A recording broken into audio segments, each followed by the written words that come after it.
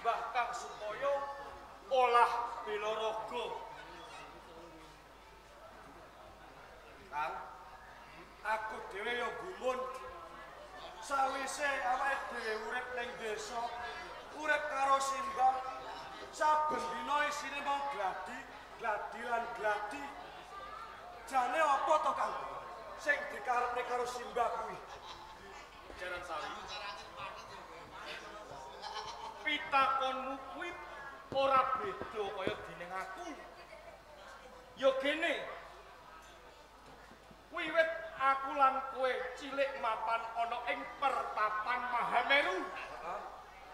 Aku lan kowe kuwi saben dina digladi kelawan simbah.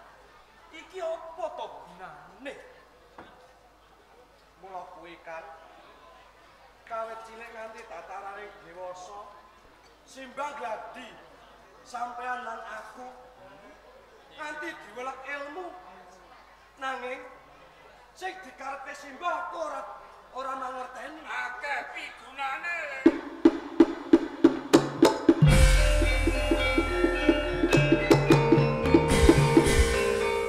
Simbah jaran Sari lan kowe jaran Purna. Nggih, apa to sebabe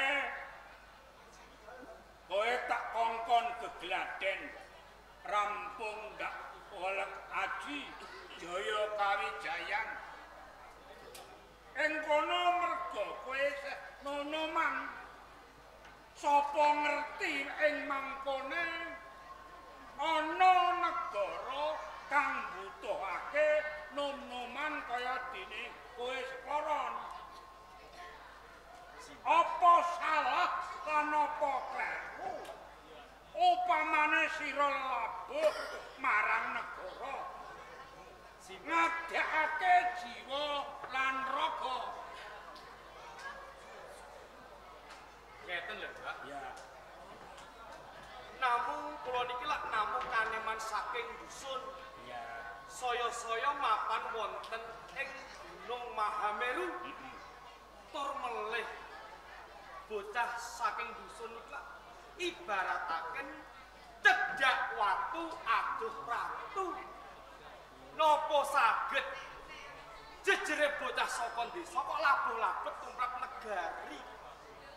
Ora ana barang kang lokal lamun Gusti Kang Murbeng jagat iki nemtoke goleke dalan kamulyane wong urip. Lamun sira duwe paugeran kaya ngono, ing mangkone bocah desa ya tetep desa. Simbah, sapa ngerti wolok-wali ing jaman? Kula niku gumun kalih simbah. Nggih. Simbah sampun ngartosi piyambak. Kula lan kadang kula niku mapanipun wonten desa.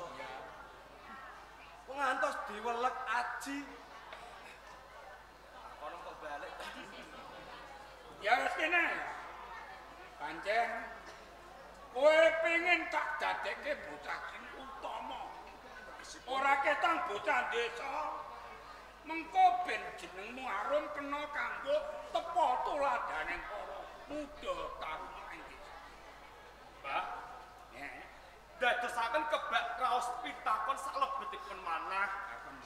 Jalaran napa? Saben-saben kula dolan kalih kanca rowak.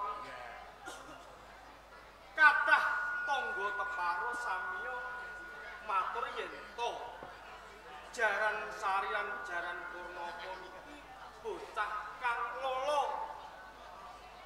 Boten gadhahi tiyang sepuh niku leres napa mboten to, Mbah?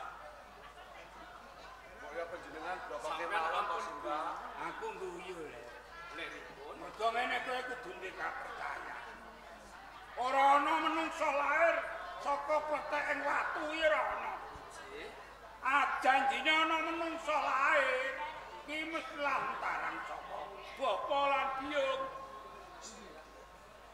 Mbah, yen to kapara leres jaran Sarian jaran Purnama punika anggadhahi tiyang sepuh ingkang kirjiwa lan raga kula. Menawi tiyang sepuh kula tesih gesang banjur mapan pundi papan dunungipun langkung-langkung. Yen to tiyang sepuh kula sampun pejah, kula pengen ngerti wonten papan pundi petekipun kebak. Menika lara Simbah, napa ingkang dipun aturake kalian Kakang Jaran Sari? Yang ini Jaran Sari lan kowe jaran. Nggih, kados pundi Simbah? Perkara kedadian iki pancen rikala cilik tak wadekke. Merga apa? Lakon-lakon kang rikala sira lair iki ora nyenengke jroning ati. Boten kemenaken. Iya. Mula kowe tak pupu. Kowe tak gedhekke. Ping lamun sira sekoron kepengin ngerti sapa to sejatine wong tuamu lanang lan wadon. Leres donge ra ngene.